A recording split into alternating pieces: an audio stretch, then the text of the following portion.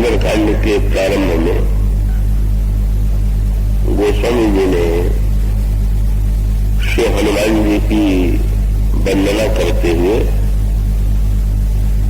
उनके लिए जो विशेषण दिए, उनके जिन विशेषताओं की ओर संकेत किया, वे उस वंदना की पंक्तियों में निहित है, जो सुंदरकांड के प्रारंभ में भी है और कथा के प्रारंभ में आप वंदना के संदर्भ में भी मुझसे भी वह श्लोक सुनते हैं। वो श्लोक है, अतुलित बलधामम हेम शैलावदेहम गनुज बल प्रशालम ज्ञान नामक गुणैन्यम सकल गुण विधानम वानराणामधीशम रघुपति प्रिय भक्तम वातुजातम नमामि। उस श्लोक का सरल अर्थ यह है कि जो अतुलित बल के धाम है और जिनका श्री विग्रह शरीर स्वर्ण पर्वत के समान शोभायमान हो रहा है, जो राक्षसों के वन को जलाने के लिए अग्नि के समान है और ज्ञानियों में अग्रगण्य है, जिनमें समस्त गुण निवास करते हैं, जो वानरों के स्वामी हैं, भगवान श्री राम के प्रिय भक्त हैं, उन पवन पुत्र हनुमान जी की मैं वंदना करता हूं, उनके चरणों में नमन करता हूं। ये इस श्लोक का सरल अर्थ है। कल अतुलित शब्द की चर्चा आपके सामने प्रारंभ की गई थी। वस्तु की गुणता और मूल्य को आंकने के लिए वस्तु को तोला जाता है और उसी के आधार पर वस्तु का मूल्य निश्चित किया जाता है। पर यदि किसी व्यक्ति का मूल्य निश्चित करना हो तो उसे तौलने का क्या उपाय है? श्री रामचरितमानस में व्यक्ति को तौलने की प्रक्रिया का बड़ा ही सुंदर वर्णन किया गया और इस प्रक्रिया में गोस्वामी जी ने कई सूत्र दिए। तो पहले तो इस प्रश्न पर विचार करें कि संसार में कौन सी वस्तुएं ऐसी हैं जिनमें अत्यधिक भार है।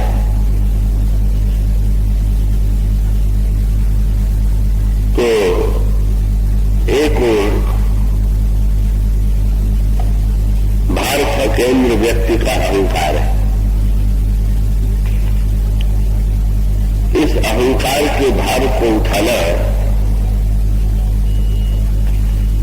बड़े से बड़े शक्तिशाली व्यक्ति के लिए भी संभव नहीं होता था। जब रावण भगवान शंकर के धनुष को नहीं उठा पाया तो इसका अभिप्राय नहीं है कि वस्तुतः रावण के पास तोलने के लिए जैसा तराजू चाहिए था और तराजू के साथ साथ तराजू के एक पल्ले पर तोलने वाला भार भी चाहिए, रावण उस भार को खो चुका था। तो एक और गुरु ही जो है, गुरु का अर्थ ही है जो भारी है और अहंकार भी बहुत भारी है। रामायण में अहंकार की गुरुता की ओर, अहंकार के भारीपन की ओर बार बार संकेत किया गया। तो हम लोग लोगों ने अपने जीवन में तो जो यह प्रश्न पूछते हैं कि गुरु की क्या आवश्यकता है, तो यही कहा जा सकता है कि ऐसा कोई व्यक्ति ही नहीं है कि जिसने गुरु का वर्णन न किया। अगर किसी ने किसी संत का गुरु के रूप में वर्णन नहीं किया है, तो प्रत्येक व्यक्ति ने अहंकार को ही तो अपना गुरु बना लिया। और इसका अभिप्राय यह है कि जब व्यक्ति ये कहता है कि मैं जो कहता हूं वही ठीक है, मेरा ये निर्णय है, तो वो प्रत्येक कार्य के पीछे जब मैं शब्द का प्रयोग करता है और जैसे शिष्य गुरु की आज्ञा का पालन करता है, इसी प्रकार से प्रत्येक व्यक्ति अभिमान की आज्ञा का पालन करने में लगा हुआ। तो अभिमान की गुरुता को यदि मिटाना है, अभिमान की गुरुता का एक सांकेतिक प्रसंग आता है सेतु बंध के प्रसंग में। समुद्र के ऊपर सेतु बांधने की आवश्यकता थी और सेतु पत्थरों से बांधा जाएगा, पर पत्थरों के साथ ये समस्या है कि पत्थर दृढ़ तो बहुत होते हैं, मजबूत तो बहुत होते हैं, लेकिन पत्थर को यदि जल में डाल दिया जाए तो पत्थर जल में डूब जाता है और स्वयं ही नहीं डूबता। न डूबने वाला भी अगर पत्थर अपने गले में बांध ले तो वो डूबे बिना नहीं रहेगा। और तब ये प्रश्न आया कि जब तक पत्थरों की गुरुता नष्ट नहीं होगी, उनका भार नष्ट नहीं होगा, तब तक दृढ़ होते हुए भी पत्थरों के द्वारा सेतु का निर्माण नहीं हो सकेगा। तो ये पत्थर क्या है और पत्थर का भार क्या है? ये जितने सत्कर्म है, पुण्य कर्म है, यही पत्थर है। और संसार सागर को पार करने के लिए व्यक्ति सत्कर्म का आश्रय ले, पुण्य करे। शास्त्रों में सत्कर्म और पुण्य की प्रशंसा की गई, लेकिन क्या जितने सत्कर्म करने वाले व्यक्ति हैं, पुण्य करने वाले व्यक्ति हैं, क्या वे संसार सागर को पार कर लेते हैं क्या? और इसका उत्तर ये है कि पापी तो संसार सागर में डूबे हुए ही है, लेकिन सत्कर्म करने वाले भी बहुधा डूबे हुए ही दिखाई देते हैं। और ये डूबते क्यों है? पत्थर में जो कमी है वही हमारे आज के जीवन के साथ सत्कर्मों में भी बात जुड़ी हुई है। और इसका अभिप्राय है कि जितने अच्छे कार्य हम और आप करते हैं, पुण्य करते हैं, उसके साथ साथ एक अभिमान हम जीवन में पाल लेते हैं और बड़े गर्व से ये कहते हैं कि मैंने ये कार्य किया, मैंने दान दिया, मैंने यज्ञ किया, मैंने पूजा की, मैंने पाया। और इस तरह से हमारे प्रत्येक सत्कर्म के साथ जो अहम जुड़ गया है, वही सत्कर्म को डुबोने वाला है। और जैसे पत्थर को गले में बांध करके कोई अगर नदी में कूदे, समुद्र में कूदे तो डूबेगा, इसी प्रकार से सत्कर्म का पत्थर जिन लोगों ने गले में बांध लिया है, वो लोग निश्चित रूप से संसार सागर में डूबते हैं। और इसी के लिए आवश्यकता है कि किसी प्रकार से अहंकार की गुरुता दूर, अहंकार का भार दूर। और समुद्र सेतु बंध के प्रसंग में ये पता चला कि नल और नील नाम के दो ऐसे बंदर हैं कि अगर वो पत्थर को छू देंगे तो पत्थर हल्के हो जाएंगे। और नल और नील में चमत्कार कहां से आया? तो ये लिखा हुआ है उनके चरित्र में भी जो कथा आई है नल नील के, वो बड़ी अद्भुत सी है। उसके अंतरंग अर्थ पर बहुधा दृष्टि नहीं जाती। वो पंक्ति तो ये लिखी हुई है कि नाथ नील और नल दो भाई, लड़काई ऋषि आशिक पाई। प्रभु को सूचना दी गई कि प्रभु नल और नील नाम के जो बंदर हैं उनको पल में ऋषियों ने आशीर्वाद दिया। अब जो कथा आती है उसमें आशीर्वाद देने का वर्णन नहीं है, शाप देने का वर्णन, कि ऋषियों ने नल नील को शाप दिया था। तो कह सकते थे कि नल नील को शाप मिला है, तो ये कहा गया कि नल नील को आशीर्वाद मिला। तो शाप है कि आशीर्वाद है? और श्री हनुमान जी के चरित्र में भी वही बात जुड़ी हुई। हनुमान जी के विषय में भी आपने सुना होगा कि बाल्यावस्था में वे बड़े चंचल स्वभाव के थे और उनके चंचल और उपद्रवी स्वभाव से घबरा करके ऋषि मुनियों ने हनुमान जी को शाप दे दिया कि तुम्हें अपना बल भूला रहेगा। और इस तरह से हनुमान जी अपने बल को भूल गए। तो हनुमान जी को बल भूलने का जो आशीर्वाद शाप है, उसे शाप माने कि वरदान माने। और यही स्थिति नल और नील की है। नल और नील इतने उपद्रवी थे कि वो तो जो ऋषि मुनि पूजा करते थे, शालिग्राम और नर्मदेश्वर की जो मूर्तियां होती थी, वो अवसर की खोज में रहते थे। और कहीं ऋषि जी गए तो तुरंत नर्मदेश्वर और शिवलिंग को उन्होंने उठाया और कुएं में डाल दिया।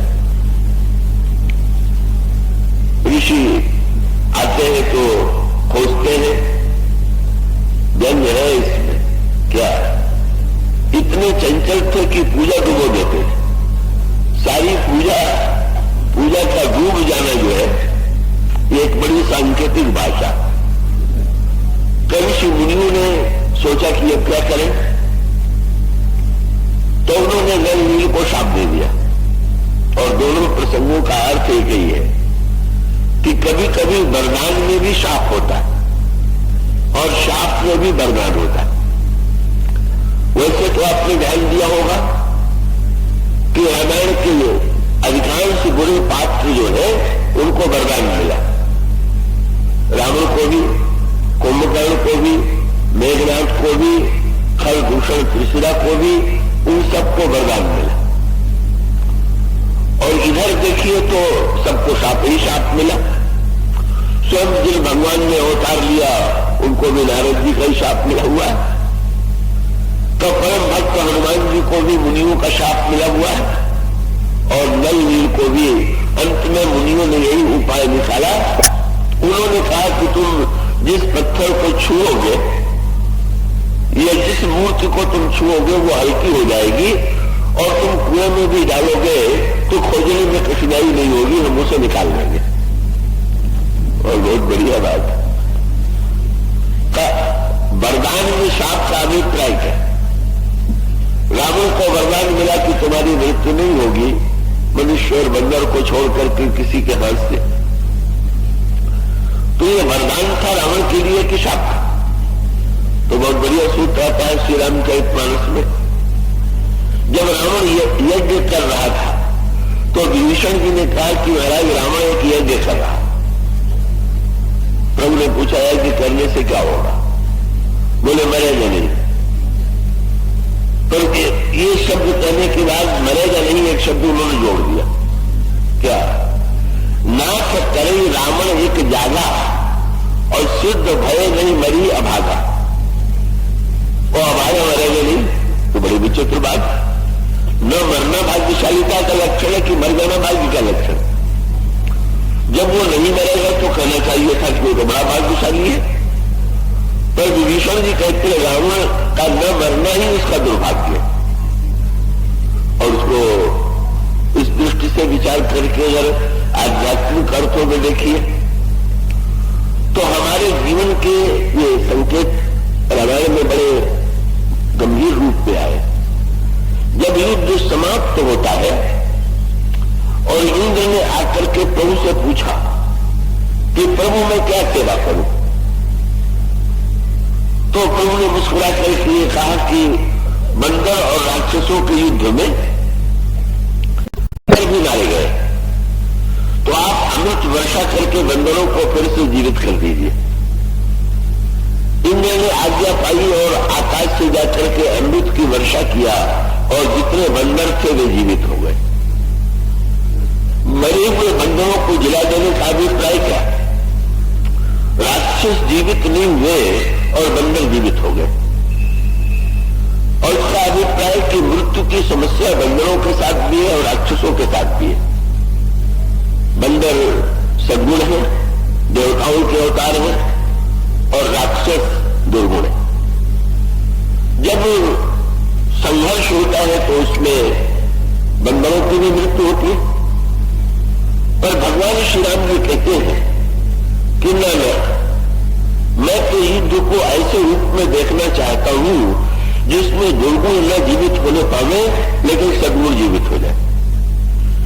दुर्गुणों के कल्याण की पद्धति अलग वहां पर लिखी हुई है, पर भगवान श्री राम जी कहते हैं और वो सांकेतिक रूप में इसका अभिप्राय ये है कि भाई अमर हो जाना, दुर्गुणों का अमर हो जाना ये दुर्भाग्य है और सद्गुणों का अमर हो जाना ये सौभाग्य है। तो इस स्थिति में रावण को मूर्तमान मोह है। अगर मोह अमर हो जाए, वो तो श्री हनुमान जी के प्रसंग में वही मीठी बात आती है,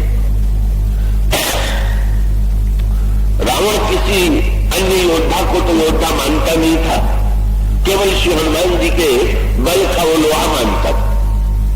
और लंका के युद्ध में दोनों आमने सामने आ गए और रावण ने हनुमान जी को चुनौती देते हुए कहा कि बंदर, अब मैं और तुम दोनों अतुलनीय हैं, तो आज ये निर्णय हो जाना चाहिए कि हम दोनों में कौन बलवान है।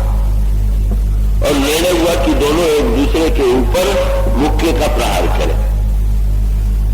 हनुमान जी ने रावण से कहा पहले तुम प्रहार करके देख लो। रावण ने मुक्के का प्रहार किया। ऐसा लगा कि श्री हनुमान जी थोड़ा सा हिले, लेकिन उन्होंने घुटने के बल उस आघात को झेल लिया और जो के तो खड़े रहे। जान देख की कपी भूमि में गिरा और उठा बहुत विष भरा। फिर हनुमान जी से थोड़ा झुके, घुटने के बल अपने को संभाला और फिर उन्होंने रावण के ऊपर मुक्के का प्रहार किया। और रावण के ऊपर जो ही मुक्के का प्रहार किया, रावण मूर्छित होकर के गिर गया।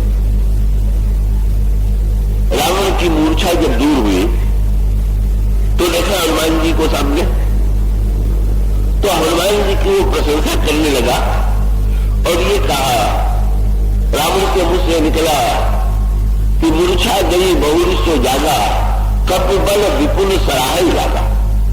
वाह बंदर, मैंने तुम्हारा लोहा मान लिया। बंदर तो बड़ा बलवान है। एकदम प्रशंसा करते हुए वो बंदर ही कहता है, ये उसका स्वभाव है कि वो प्रशंसा में भी बड़पन न दे करके तुम्हारा देता है। ये उसकी शैली है। एक तो अभिनंदन मान किया जाता है बड़ा मान करके, और जैसे कोई विद्यार्थी को गुरु प्रमाण पत्र दे के हाँ तुम पास हो गए, तो रावण भी अपने आप को सबका गुरु ही तो समझता है। हनुमान जी तो सतगुरु शंकर जी के होता है और वो रावण के गुरु के, पर ये इतना अभिमानी शिष्य है कि जो गुरु को ही प्रमाण पत्र दे रहा है कि हाँ मैंने मांग लिया, तुम्हारे मुक्के में बड़ी शक्ति है। ये संकेत रावण ने किया। रावण ये समझता था कि प्रशंसा तो प्रत्येक व्यक्ति को प्रिय लगती है, और हनुमान जी जब ये प्रशंसा सुनेंगे तो वो तो बड़े गदगद होंगे और सचमुच का शत्रु के द्वारा प्रशंसा तो बहुत ही कठिन है मिलना। बिरले व्यक्तियों को ही शत्रु की प्रशंसा मिलती है। गोस्वामी जी ने कहा कीर्ति की इससे बड़ी कोई कसौटी नहीं है कि सहज बैर बिसराय रिपु जो सुन करे बखान। शत्रु अगर शत्रुता भूल करके प्रशंसा करने लगे तो इसका अभिप्राय है कि वो गुण जो है उसमें कोई भी बात नहीं। तो हनुमान जी को यह अवसर मिला। आज रावण जैसा शत्रु जो प्रत्येक की निंदा करता है हनुमान जी की प्रशंसा कर रहा है। पर रावण को बड़ा आश्चर्य हुआ कि प्रशंसा का इतना वाक्य सुन करके भी हनुमान जी का मुख जो था वो प्रसन्न तो कौन कहने लगा कि हनुमान जी कुछ उदास। रावण ने आश्चर्य से देखा और तब हनुमान जी बोले। हनुमान जी ने कहा धीरे धीरे अधम धिक्कार है धिक्कार। अब रावण को बड़ा क्रोध आया, मैं तुम्हारी प्रशंसा कर रहा हूं और तुम मुझे धिक्कार दे रहे हो। तो हनुमान जी ने कहा मैं तुम्हें धिक्कार नहीं दे रहा हूं, अपने को धिक्कार रहा। क्यों तुम अपने को धिक्कार रहे हो? हनुमान जी ने कहा धीरे धीरे अधम मंद मति मोही जो तय जिया से रहा सुरद्रोह। मेरा मुक्का लगने के बाद तुम जब बचे हुए हो तो काहे का मुक्का और काहे का चमत्कार, हमें तो कोई प्रसन्नता नहीं। और बहुत बढ़िया इसका अर्थ है। अगर रावण मूर्तिमान रूप है तो हनुमान जी घनीभूत वैराग्य है। मोह के प्रहार को वैराग्य ने झेल लिया। मोह का प्रहार कोई साधारण नहीं होता। अंतरिक्ष संसार के व्यक्ति जो है वो मोह के प्रहार से मूर्छित पड़े हुए हैं और बड़े बड़े ज्ञानी भी मोह के प्रहार से मूर्छित हो जाते हैं। जो ज्ञानी ने कर चिता पढ़ाई बड़ी आयु विमोह बस करई, ऐसा मोह का भीषण प्रहार है कि जिसको झेल पाना कभी कभी विज्ञान संपन्न व्यक्तियों के लिए भी कठिन हो जाता है। पर हनुमान जी का वैराग्य इतना प्रबल है कि मोह का आघात आने पर भी उन्होंने अपने को अपने विवेक के द्वारा अपने ज्ञान में स्थित रह करके हनुमान जी ने उस मुक्के को झेल लिया और वे गिरे नहीं। पर हनुमान जी रावण से कहते हैं कि रावण मोह के मुक्के से वैराग्य मूर्छित नहीं हुआ, ये तो ठीक ही है। लेकिन वैराग्य का मुक्का लगने पर भी अगर मोह न मरे तो काहे का वैराग्य। ऐसा क्षणिक मुक्का तो लोगों को नित्य स्मशान में लगता है। जब किसी को जलते हुए देखते हैं तो मोह का वैराग्य का एक मुक्का लग जाता है। संसार अनित्य है, नासमान है, एक न एक दिन सबको जाना है। पर वही रावण की तरह मूर्छा इतनी जल्दी दूर होती है कि तुरंत थोड़ी देर के बाद जहां के कहा जो कि तो मानो संकेतित अर्थ ये है कि वस्तुतः दुर्गुणों को अगर अमरता का वरदान मिल जाए तो दुर्भाग्य की पराकाष्ठा है। मृत्यु तो होनी चाहिए दुर्गुणों की। दुर्गुणों की मृत्यु में दुर्गुणों का भी कल्याण है और संसार का भी कल्याण है। क्योंकि दुर्गुणों को एक संकेत आता है। भगवान राम ने राक्षसों को शत्रु भाव से राक्षस उनका स्मरण करते रहते हैं, इसलिए भगवान ने उनको अपने आप में तदाकार कर लिया। और भगवान का अभिप्राय क्या कि दुर्गुण जब तक बाहर रहेंगे तब तक स्वयं भी जीवित रहेंगे, स्वयं भी उनका पाप बढ़ता जाएगा और दूसरों को भी कष्ट देंगे। पर अगर दुर्गुणों को मुझ में अर्पित कर दिया जाए, भगवान में विलीन हो जाने का अर्थ है कि सारी हमारी वृत्तियां भगवान ने देवर्षि नारद जी ने देवर्षि नारद भक्ति सूत्र में नारद के सूत्र आता है, पूछा जो है कि भगवान को सद्गुण अर्पित किए जाते हैं लेकिन दुर्गुण हो तो क्या करें।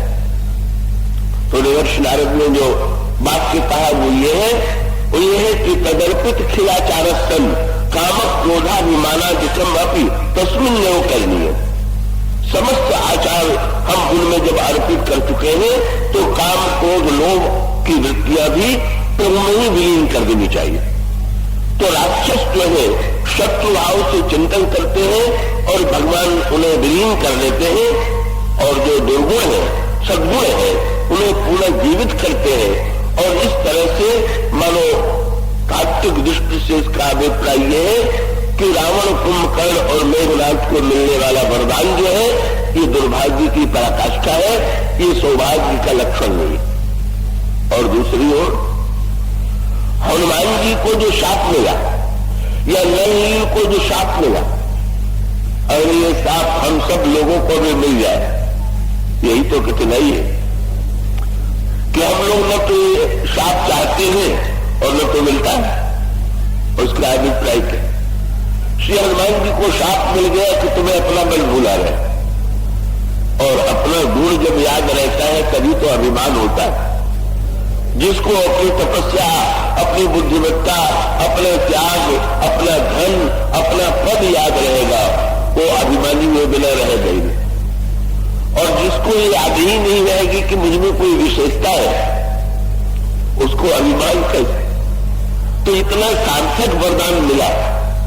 जब भगवान श्री राम हनुमान जी को भेजने लगे लंका की ओर, तो उन्होंने चुनाव किया किसका? हनुमान जी का।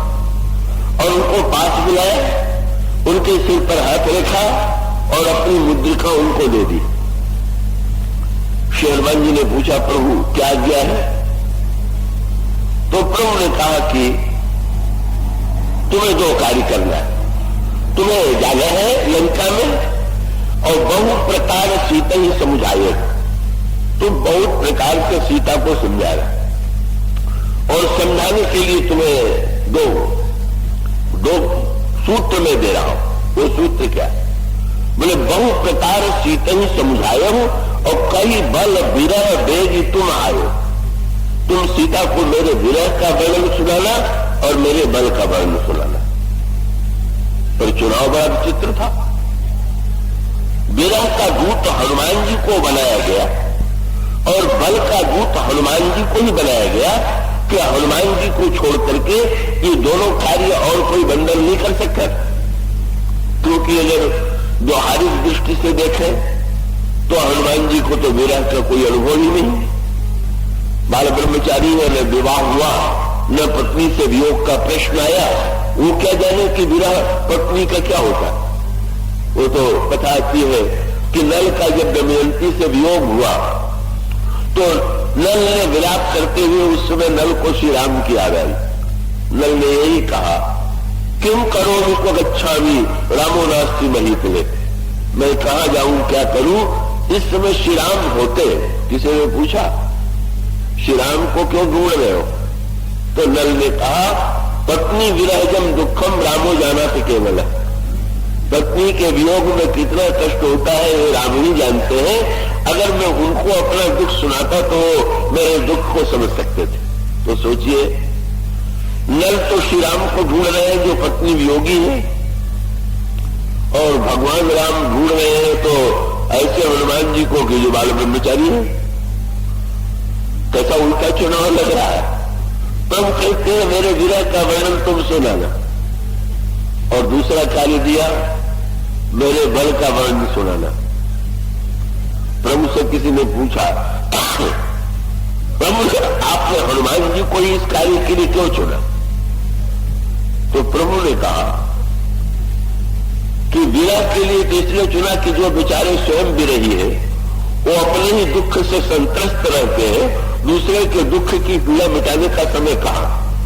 पर जिसके अपने जीवन में कोई विरह है ही नहीं, वो तो जब भी करेगा कार्य तो दूसरे का दुख मिटाने के लिए करेगा। इसलिए मैंने कहा कि हम दोनों मित्र जो है वो तो विरही है, सुग्रीव भी विरही और मैं भी विरही। तो सुग्रीव के विरह की समस्या तो प्रभु ने दूर कर दी बालिका वध करके, पर अब मेरे जो विरह की समस्या है उसको तो तुम।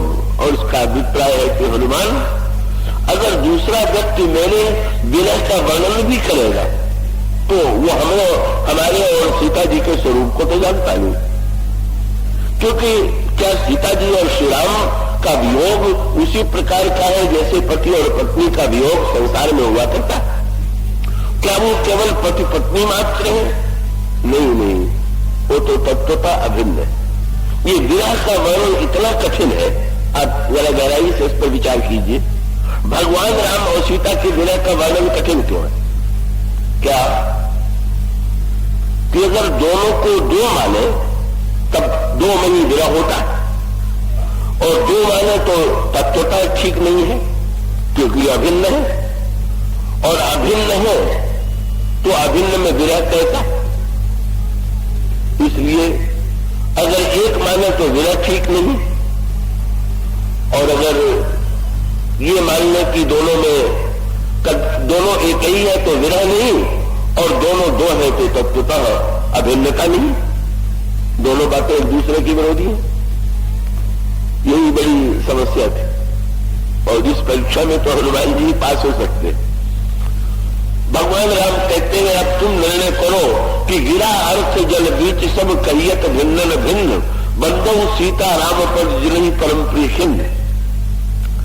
हनुमान जी जब मां के पास पहुंचे तो ऐसा कठिन प्रश्न माने किया कि दूसरा होता तो उत्तर दे ही नहीं सकता था। क्या प्रभु ने श्री हनुमान जी से मान किशोरी जी ने पूछा, हमारे प्रीतम कुशल से तो है? क्या कहें? अगर कहें कि कुशल से नहीं है तो जब ईश्वर ही कुशल से नहीं है तो काहे का ईश्वर? अगर ईश्वर भी संकट में पड़ सकता है तो ईश्वर नहीं है। और यदि ये कह दें कि कुशल पूर्वक है तो इसका अर्थ है कि सीता जी की कोई चिंता नहीं, हरण हुआ है तो हुआ करे, वो तो अपने आनंद से। अब श्री हनुमान जी की संभाल क्या है? ऐसा सुंदर उत्तर देते हैं कि दोनों की रक्षा हो जाती है। हनुमान जी ने तुरंत कहा, मां तो कुशल, सिद्धांत की रक्षा किया। मां तो कुशल प्रभु अंग समेता, हमारे प्रभु तो कुशलता के रूप में है, वो लक्ष्मण जी के साथ परम कुशल है। ये तो भगवान के तत्व का वर्णन किया कि प्रभु में कुशलता ही कुशलता है। पर प्रेम तो अगले वाक्य में प्रेम का परिचय दे दिया। बोले है तो कुशल पूर्वक, लेकिन तब दुख दुखी से कृपा निकेत, स्वयं उनमें दुख नहीं है पर आपके दुख में आंसू आ रहे। मन दोनों की रक्षा कर दी। बोले तत्वता कुशल होते हुए भी वे आपसे इतना प्रेम करते हैं कि आपके प्रेम के कारण वो निरंतर दुखी रहा करते हैं। ये हनुमान जी में संबंध हुआ। तो क्या श्री सीता जी और श्री राम के विरह का वर्णन करना इतना सरल है क्या कि जैसे दो पति पत्नी अलग हो गए हो और पत्र भेज करके या किसी व्यक्ति को भेज करके अपने वियोग का दुख सुनावे? क्या ये इस प्रकार का वर्णन हो सकता है क्या? का भगवान श्री राम ने इस कार्य को इतना कठिन माना था। ये इतना श्री हनुमान जी के विषय में जो सूत्र है वो ध्यान रखिएगा। जब हनुमान जी के बड़े बड़े कार्यों की गणना कराई जाती है तो उन्हें लंका जला दिया, मेरे राक्षसों का बल कर दिया और इतना बड़ा तो समुद्र लांघ दिया, ये सब भी हनुमान जी के बड़े बड़े कार्य। और उससे भी अधिक बड़ा और कठिन कार्य जो था श्री हनुमान जी का, वो जो प्रभु का संदेश सुनाना, वो जितना कठिन है याद रखिएगा।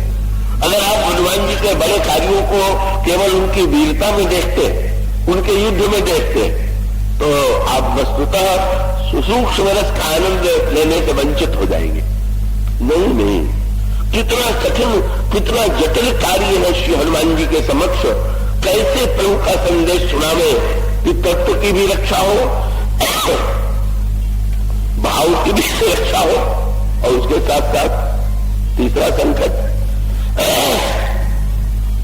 जब वो कहते हैं कि प्रभु में अनंत बल है और उसके साथ साथ कहते हैं कि प्रभु के आंखों में आंसू है, तो फिर विरोधाभास क्या कि निर्बल व्यक्ति विरह में आंसू बहाता है, पर जो सर्वशक्तिमान है रावण ने मेरा हरण किया है। तो ऐसी स्थिति में जब तुम उनके बल का इतना बड़ा वर्णन कर रहे हो तो फिर मुझे छुड़ा के क्यों नहीं ले जाते? इसका अर्थ है कि ये विरह का संदेश सुनाना हर तरह से कठिन है। या तो तत्व की रक्षा नहीं होगी, या भाव की रक्षा नहीं होगी, या ईश्वर के लक्षण की रक्षा नहीं होगी, कुछ न कुछ बातें कट जाएंगी।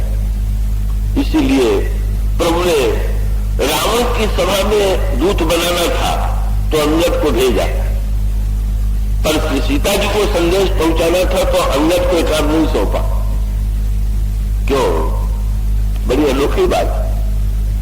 जब रावण की सभा में अंगद को भेजने लगे तो प्रभु ने अंगद को प्रमाण पत्र दिया। अंगद ने पूछा मुझे क्या करना है, तो उन्होंने कहा बहुत बुझाई, तुम ही का कहूं परम चतुर में जानता हूं। भाई तुम तो स्वयं इतने चतुर हो कि कुछ कहने की आवश्यकता नहीं है, मैं तुम्हारी चतुरता से परिचित हूं। पर हनुमान जी, क्या कोई चतुर व्यक्ति वो कार्य कर सकता था? बोले रावण के इससे व्यवहार में चतुराई सफल हो सकती है, पर भक्त रूपा सीता जी से वार्तालाप में चतुराई नहीं, सरलता चाहिए। और हनुमान जी की विशेषता ये नहीं है कि वो उनकी वाणी में चतुराई भले दिखाई दे, पर गोस्वामी जी उनके लिए शब्द कहते हैं सुन प्रभु परम सरल कपिवाणी। उसका अभिप्राय क्या? इतनी संभाल। ये कह लीजिए कि किसी डाल को तोड़ देना ये बल का कार्य हो सकता है, पर किसी फूल को चुनना ये तो एक बहुत सुकुमार हाथों में। क्या ये इस श्याम की परीक्षा भी यही है क्या? उन्होंने शंकर जी के धनुष को तोड़ दिया है, चमत्कार इसमें नहीं है। जनक की वाटिका में जो फूल उन्होंने तोड़े, उस फूलों को तोड़ने में जो कला थी वो धनुष को तोड़ने में थोड़ी थी। श्री सीता जी तो प्रभु की जिस कला से सबसे पहले प्रभावित हुई वो पुष्प तोड़ने की कला। ऐसे सुकुमार पुष्प तोड़ने वाले प्रभु है, ऐसे सुकुमार ढंग से कि गोस्वामी जी ने कहा भाई रस लेने की पद्धति बड़ी सूक्ष्म है।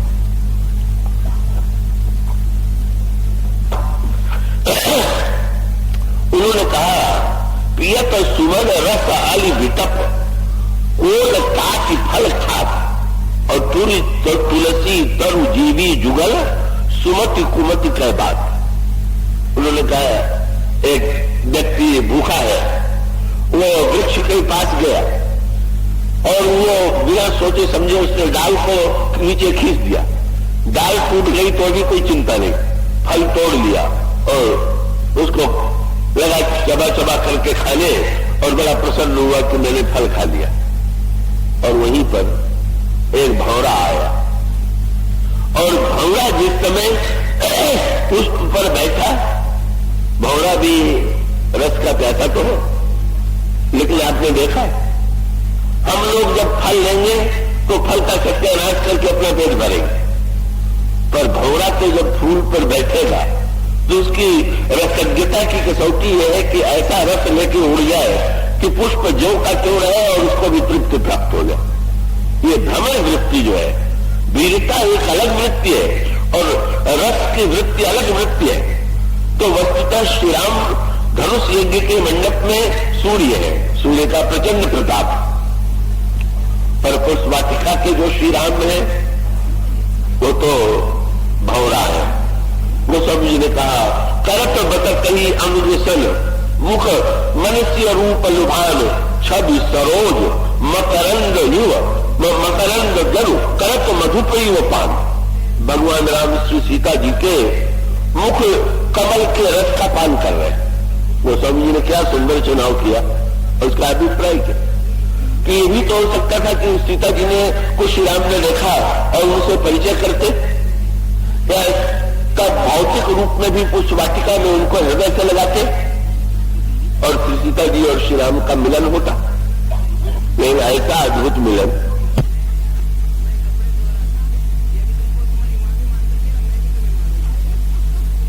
और इतना सब होते हुए भी इतना बढ़िया रस ले लेना, बोले ये तो भ्रमर के बस की बात थी कि ये जो कला है भ्रमर की, सूक्ष्म रस ग्राहिता की वृत्ति, ये श्री राम की परीक्षा का जो जनकपुर वासिनी सखियों ने परीक्षा ली, सीता जी ने श्री राम की रसज्ञता को जो देखा वो प्रभावित हुई।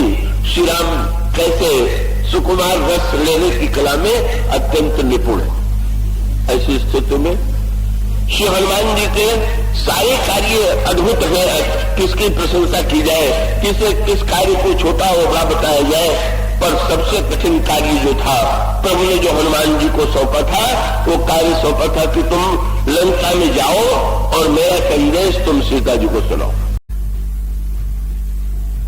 फिर हनुमान जी रस तत्व के जाता है तो कितने बड़े ज्ञानी हैं और कितने बड़े व्यवहार शास्त्र के हनुमान जी पंडित हैं, आपको सबका सब दिखाई देगा। सारा क्रम हनुमान जी का अनोखी पद्धति से।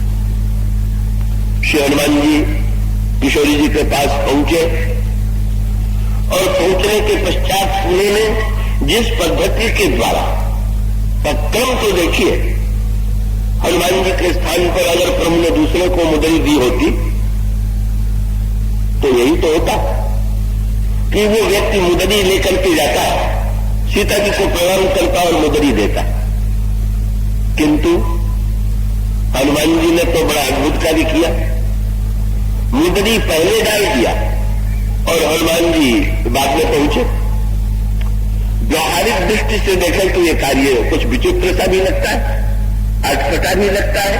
क्या कि आप किसी से आपको कोई भेंट दे अपने प्रिय को देने के लिए और आप वहां जाकर के उसके दरवाजे पर उसको फेंके हमें कि ये भेंट लीजिए, तो जिसको वो भेंट मिलेगी उसको तो अपमान लगेगा कि तुम कितने अशिष्ट व्यक्ति हो कि मेरे प्रिय की वस्तु को तुम फेंक रहे हो।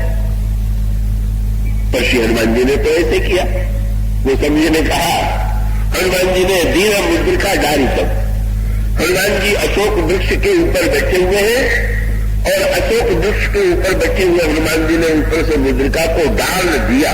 ये शब्द को समझे का किसी ने कहा, महाराज लगता है बिना सोचे समझे हनुमान जी से ऐसा कार्य हो गया होगा। वो समझी ने कहा, नहीं, कपिकरी हृदय विचार, ये पहला वाक्य। हनुमान जी ने जो ये कार्य किया वो कोई अचानक आवेश में आके नहीं किया, हनुमान जी ने विचार पूर्वक किया। और उसका सांकेतिक अभिप्राय क्या? इस देश के अनेक संकेत हैं, अनेक तात्पर्य हैं और उन तात्पर्यों पर अगर आप दृष्टि डालें तो उसको ज्ञान भक्ति आदि के समस्त तत्व आपको मिलेंगे। एक क्या, श्री हनुमान जी ने दो कार्य किए मां के सामने आने से पहले। क्या? एक तो भगवान की कथा सुनाई और मुद्री में राम नाम अंकित है, तो राम नाम की मुद्री हनुमान जी ने पहले डाली। और उसका अभिप्राय क्या? हनुमान जी ने मानो ये संकेत किया कि ये न लगे कि मैं आगे हूं और मैं नाम और कथा को पहुंचाता हूं। बोले नाम और कथा के पीछे पीछे मैं भी मां के सामने पहुंच जाऊं।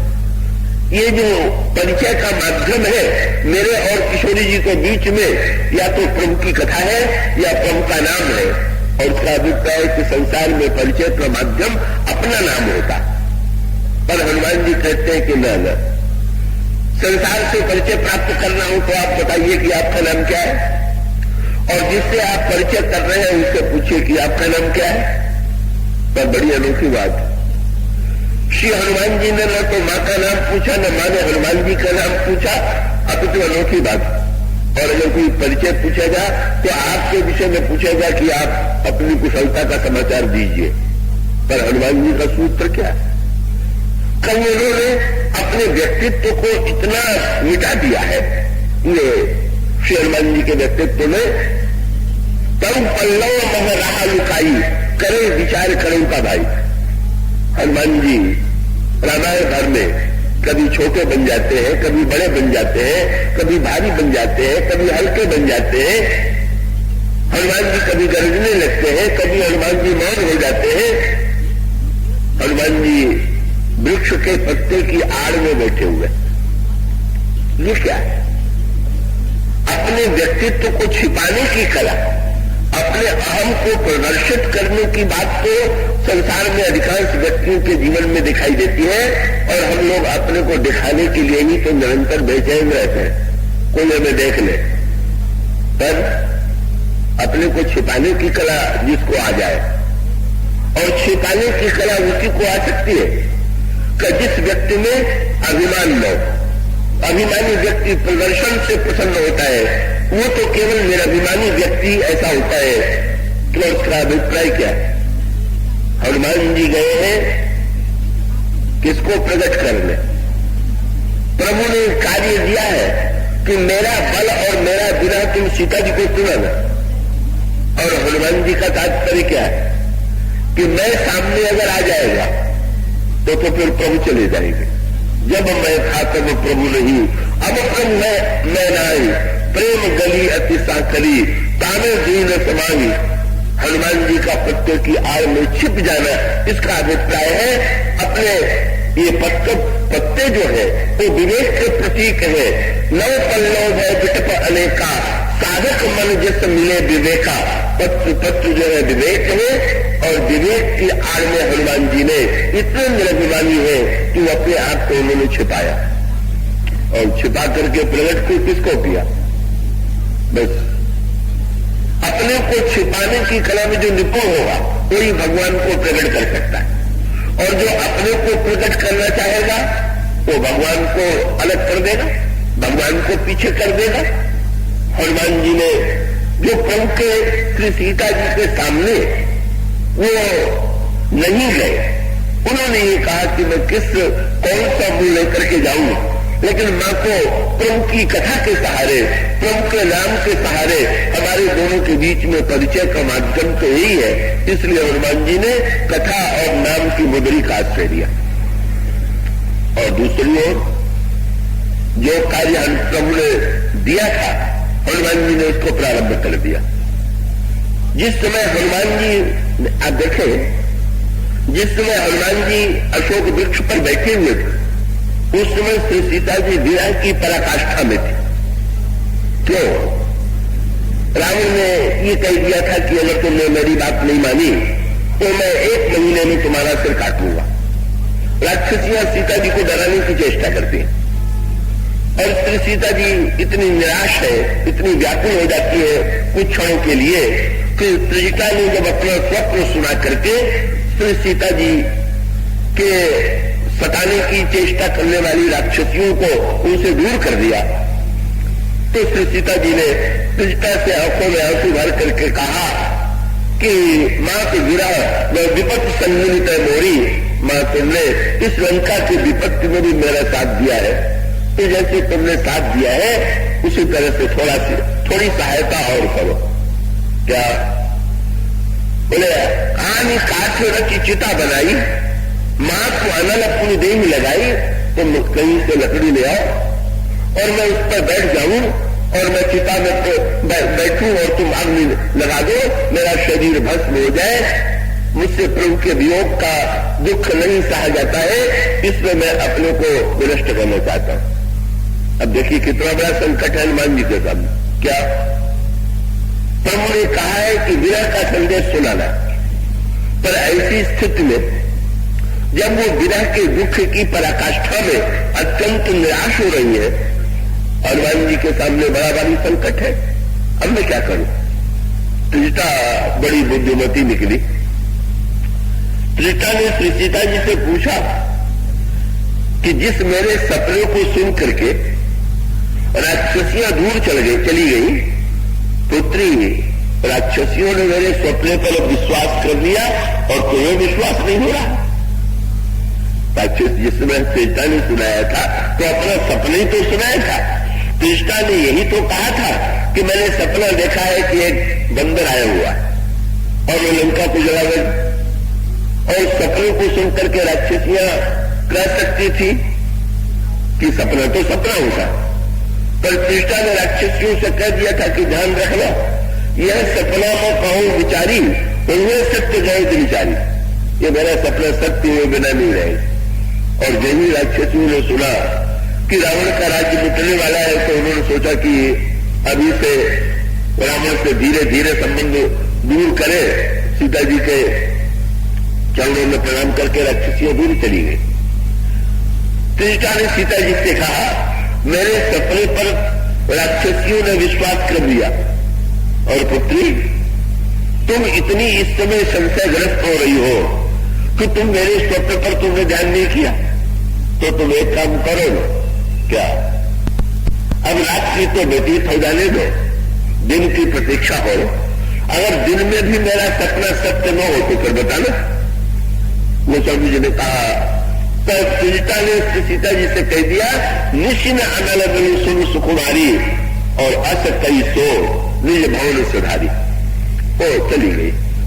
और फिर सीता जी उस समय इतनी निराश स्थिति में थी, इतनी व्याकुल स्थिति में थी कि सीता जी रोने लगी। अकेलापन और राक्षसियां दूर चली गई है, त्रिजटा भी दूर चली गई है। ऐसी स्थिति में श्री सीता जी की दिला वेदना अत्यंत बढ़ जाती है और वो रोते हुए चारों ओर मृत्यु की ही कामना करती है। वो सब अस कई सो निज भवन सुधारी। और उसके पश्चात श्री सीता जी को ऐसा लगा, कह सीता विधि भाव प्रतिकूला, मिटई न पावक मिटई न सूला। अग्नि नहीं मिलेगी इस समय तो एकमात्र मेरी जो रक्षा है अग्नि मिल जाने में ही है, बिना अग्नि के मेरा शूल नहीं मिटेगा। और उनको तो ऐसा लगने लगा, ऐसी विपरीत दृष्टि हो गई है कि आकाश के तारों को जब देखती है तो उनको ऐसा लगता है कि ये अग्नि के टुकड़े आकाश में बिखरे पड़े हैं। देखिए तो प्रगट गगन अंगारा, अवन में आवत एक तारा। पावक में सत्य प्रवत न आगी, मानो मोन जान हत भागी। श्री सीता जी व्याकुल होकर के निराशा भरी दृष्टि से चारों ओर देख रही। और जब वो चारों ओर से निराश हो गई तो जिस अशोक वृक्ष के नीचे बैठी हुई थी उस अशोक वृक्ष की ओर उन्होंने हाथ जोड़ दिए और व्याकुल होकर के कहने लगी, सुनहि विनय मम विटप अशोका, सत्य नाम करु हरु मम शोका। अशोक तुम्हारा नाम अशोक वृक्ष है और अब अशोक का अर्थ है जो शोक को दूर करे। ऐसी स्थिति में तुम अपना नाम सत्य करो और मेरा शोक दूर करो। सीता जी को लगा कि अशोक ये कह रहा है कि हम तो रावण के सेवक हैं, तो ऐसी स्थिति में हम क्या करें। तो सीता जी ने कहा, मैं जो काम कर रही हूं इसमें मुझे भी आपत्ति नहीं है और रावण को भी आपत्ति नहीं होगी। रावण भी मुझे मारने के लिए कह चुका और मैं भी मरना चाहता हूं। तो तुम्हारे पत्तों में जो आग है, वो पत्तों में जो लाली है, उसमें श्री सीता जी को ऐसा लगता है कि अशोक वृक्ष में भी आग चारों ओर फैली हुई। और वो कहती है कि तुम एक टुकड़ा मुझे अग्नि का दे दो, मैं शरीर का परित्याग कर दूं, तो ऐसी स्थिति में तुम्हें कोई दोष नहीं देगा। ये है सीता जी की मनस्थिति। और उस मनस्थिति में श्री हनुमान जी अशोक वृक्ष पर बैठे हुए। संजोग ऐसा था कि अशोक वृक्ष पर स्वयं इस समय हनुमान जी बैठे हुए। और जब हनुमान जी को लगा कि मां शोक दूर करने के लिए बैठ गए और मां जो मांग रही है वो अग्नि मांग रही है, तो हनुमान जी ने क्या किया। हनुमान जी ने बस उसी समय विचार किया और उनकी भूमिका प्रारंभ हो गई। वे स्वयं वृक्ष में सामने उतर करके नहीं आते। क्यों? उनको लगा मेरे अचानक कूद पड़ने से ऐसा न हो कि श्री सीता जी को लगे कि रावण ही मेरे समक्ष इस वेश में आ गया है। श्री सीता जी के हनुमान जी के सामने ये भी प्रश्न था, मैं किस भाषा में सीता जी से बातचीत करूं, तो भी उनको ये चिंता बनी रही। रावणम मन्यमाना माम सीता भीता भविष्यति। यदि मैं ब्राह्मणों की तरह संस्कृत भाषा का प्रयोग करूंगा तो कहीं सीता जी को संदेह न हो जाए। हनुमान जी ने सोचा, मैं ब्राह्मण बनकर के मां के सामने कूदूं, अवतरूं, तो मां को लगेगा कि रावण भी इस रूप में मेरे सामने आ गया। और वो जिस मनस्थिति में है कहीं ऐसा न हो कि वो प्राण का परित्याग ही कर दे। इसलिए ईश्वर मां के सामने जाना मेरे लिए उपयुक्त नहीं, बल्कि किसको भेजना चाहिए। श्री हनुमान जी ने मनो ऐसी वस्तु दी, वो सब जिनके कपि कर हृदय विचारी, दीन मुद्रिका डारी तब और जब अशोक अंगार। वो मुद्री में राम नाम और उस मुद्री में माणिक की जो है लाल रंग की मणि है और उस पर राम नाम लिखा हुआ। तो जिस समय वो मुद्री गिरने लगी और माणिक में वो माणिक का रंग सीता जी को दिखाई पड़ा, तो सीता जी को ये लगा कि अशोक ने मेरी प्रार्थना सुन लिया और मुझे जलने के लिए अग्नि दे दिया। वो स्वामी जी का अभिप्राय क्या था? हनुमान जी ने मानो संकेत ये किया कि मां आप जो बात चाहती है शोक दूर हो और अग्नि मिले, तो मैं दोनों काम किए दे रहा हूं। क्यों? बोले शोक दूर करने वाला ये नकली अशोक थोड़ी होगा। ये नकली नाम वाले जो नाम से अशोक है वो थोड़ी अशोक हो जाएगा। तब आज तक जो शोक दूर करने का साधन है वो कौन सा उपाय है? बोले चहुयुग तीन काल तीन लोका भय नाम जप जीव विशोका। तीनों काल और तीनों लोकों में भगवान के नाम का जप करके जीव जो है वो शोक रहित होता है। मां ये मुद्री भी आपकी, ये नाम भी आपके प्रियतम का, और इस नाम और मुद्रिका को शोक दूर करने से आप नाम से न कर करके अशोक से कह रही है, ये तो कैसी बात है। इसलिए आप चाहती हैं कि शोक दूर हो, तो शोक दूर करने वाला नाम तो ये। और श्री सीता जी ने कहा था मुझे अग्नि चाहिए, तो हनुमान जी ने कहा मैं अग्नि भी देता हूं, क्योंकि हनुमान जी ने कहा मैं अग्नि ही नहीं दे रहा हूं, तीनों एक साथ दे रहा हूं। राम नाम की जहां पर वंदना की गई है वहां पर आपने पढ़ा होगा, वंदम नाम राम रघुबर को हेतु किसान भान हिमकर। भगवान के नाम में जो राम 3 अक्षर है यही अग्नि के, सूर्य के और चंद्रमा के बीज।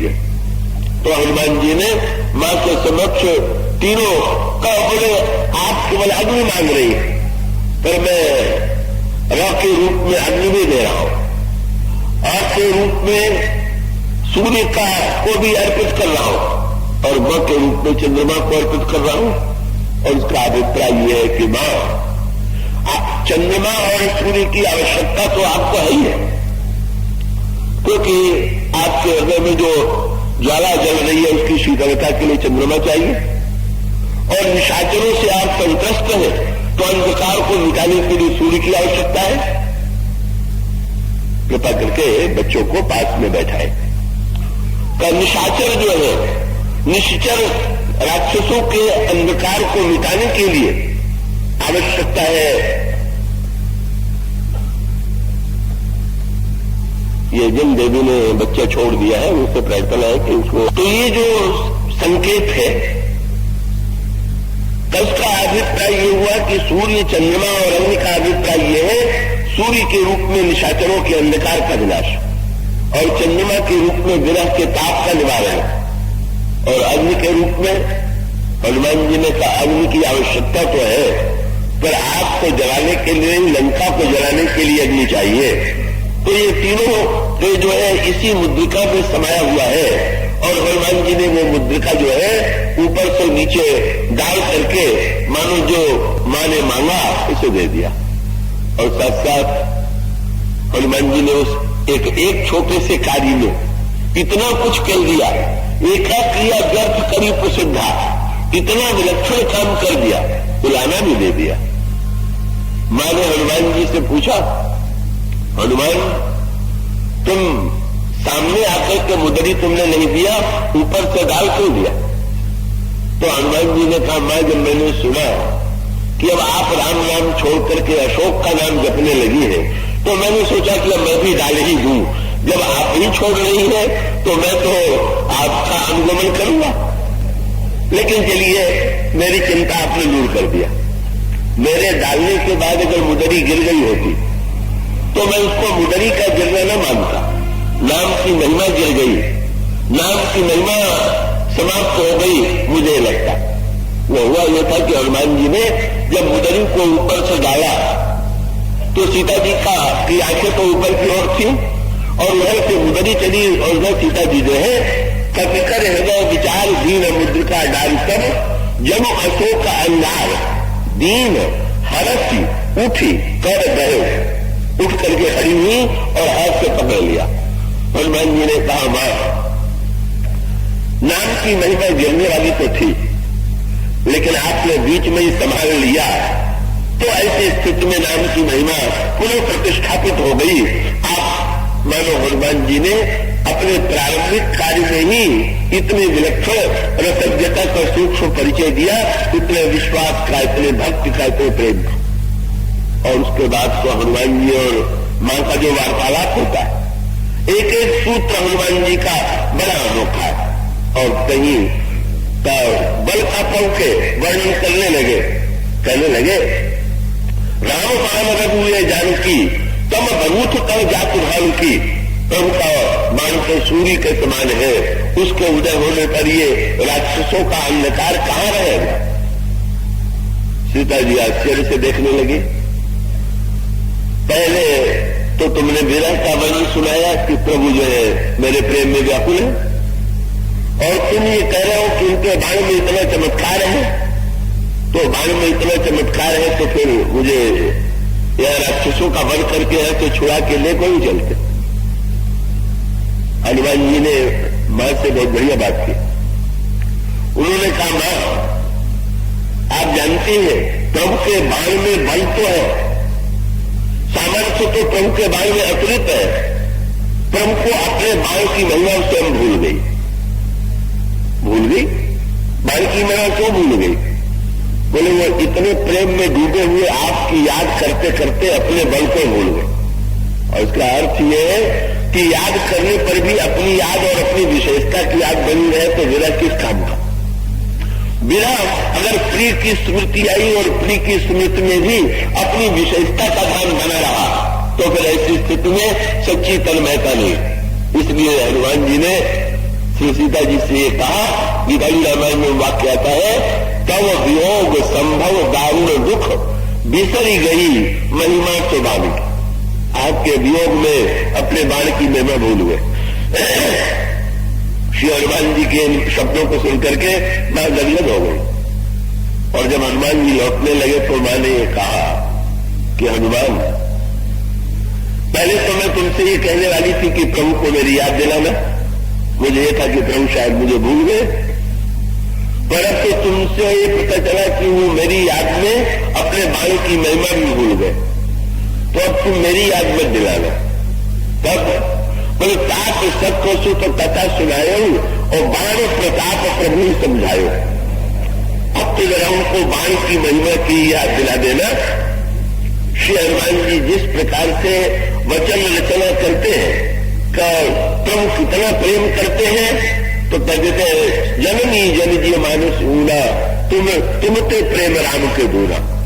कितने व्याकुल है, तो इतने व्याकुल है कि लिख दिया श्री सीता जी का रघुपति कर संदेश अब सुन जननी धर धीर अस कहीं कपि गद गद भय भय विलोचन नीर। कहा राम वियोग तब सीता मोह सकल भय विपरीता नव तब कुशलो मनौ कुशानु काल निशाचन निश्चित से भानु कुबल विपिन कुंत बन सरिषा बादल कपट तैल जरु वर्षा जे हित रहे करत तो पीड़ा उलग स्वास्थ्य मित्र समीरा। ये जो प्रभु का विरह था, विरह भी सुनाया, प्रभु की महिमा सुना दी, और उसके साथ साथ हनुमान जी ने प्रभु के बल का जब वर्णन किया तो भगवान का अभिप्राय क्या था। भगवान ने अपने बल का वर्णन हनुमान जी को क्यों सौंपा? भगवान से पूछा गया, महाराज का हनुमान जी को तो अपने बल की याद नहीं रहती और आपने बल का वर्णन सुनाने का काम उन्हीं को सौंप दिया। तो हनुमान जी प्रभु ने यही कहा कि जिसको अपने बल की याद रहेगी उसको मेरे बल की याद नहीं आवेगी, वो तो जिसको अपने बल की याद नहीं आवेगी उसी को मेरे बल की याद आती। इसलिए का हनुमान जी के व्यक्तित्व में जो शाप है उसका सांकेतिक अर्थ तो मात्र इतना है कि अहंकार अत्यंत भारी है और अहंकार लघु हो जाए और गुरु भारी हो जाए। अहंकार गुरु बना रहेगा तो डूबेगा, सत्कर्म करेंगे तो भी डूबेगा, केवल मैं की प्रेरणा से अगर श्रेष्ठ कार्य करेंगे तो भी डूबना पड़ेगा। लेकिन जो शाप हनुमान जी को मिला अपने बल को भूले रहना, उनकी निर्भिमानता का परिचायक है। और नल को जो शाप मिला उसका भी अभिप्राय यही है कि जब तक उसमें आम रहेगा तब तक डूबने का भय रहेगा। तुम्हारे हाथ से छूने के बाद नल और नील को आशीर्वाद दे दिया गया, शाप दे दिया गया, और वही शाप आज वरदान बन गया। मानो नल नील ने जब सत्कर्म के पत्थरों को छुआ तो हल्के हो गए, और हल्के होने के बाद जब समुद्र में पत्थर डाले गए तो पत्थर तो डूबे नहीं, तब वो आपस में अलग होने लगे। और तब हनुमान जी ने वहां पर भी वही चमत्कार किया। उनसे बढ़कर के नाम की महिमा जानने वाला कोई नहीं। उन्होंने रा और म लिख करके जोड़ दिया। हनुमान जी का अभिप्राय था कि गुरु की कृपा से अभिमान चला जाए और पुण्य के साथ साथ भगवान के नाम का आश्रय ले लिया जाए तो संसार सागर से पार हुआ जा सकता है, नहीं तो कोई अन्य उपाय नहीं। तो भाई सबसे बड़ा भार तो अहंकार का है। उस अहंकार के भार से जो मुक्त है प्रभु जो है उस अहंकार का बोझ उठा करके उसे नष्ट कर देते हैं। रावण जैसा व्यक्ति जो है उसे उठाने में सक्षम नहीं, किंतु अहंकार के भार से भी बड़ा एक भार है। कैलाश पर्वत को रावण ने उठा लिया, लेकिन रामायण में पूछा गया कैलाश पर्वत से भी कोई भारी वस्तु है? तो कहा गया हाँ। क्या? बोले हर गिरते गुरु सेवक धर्म। शंकर जी के पर्वत कैलाश की अपेक्षा भी सेवा धर्म का भार अधिक। हनुमान जी की विशेषता क्या है? हनुमान जी वस्तुतः अहंकार के भार से मुक्त है। हनुमान जी छोटे बन जाते हैं, इसका अभिप्राय यह है कि मैं का उनमें रंच मात्र कहीं उनके चरित्र में लेश नहीं, पर हनुमान जी सेवा धर्म का वो गुरुतर भाव। रावण कैलाश पर्वत को उठाने के बाद भी जब उसको ये लगा कि श्री राम का अवतार हुआ है तो उसने कहा कि कोई भजन नहीं तामस देहा, मुझसे भजन नहीं हो सकता। ये इतना कठिन है। हनुमान जी ने वस्तुतः कैसे विलक्षण पद्धति स्वयं अभिमान के भार से मुक्त जो हनुमान जी है कैसे अद्भुत भार उठा लेते हैं। प्रभु की सेवा का भार, लक्ष्मण की सेवा का भार, भरत जी और श्री सीता जी की सेवा का भार, और सबका भार उठाने के बाद भी भार उठाने का जहां रंग मात्र अभिमान नहीं है, वे हनुमान जी वस्तुतः सारी वस्तुएं उनके द्वारा तोड़ ली गई और वे तो वस्तुतः अतुलित है, और अतुलित है इसलिए उनका मूल्य नहीं लगाया जा सकता है कि हनुमान जी का मूल्य क्या है। इसके बाद की चर्चा कल होगी। आज इतना।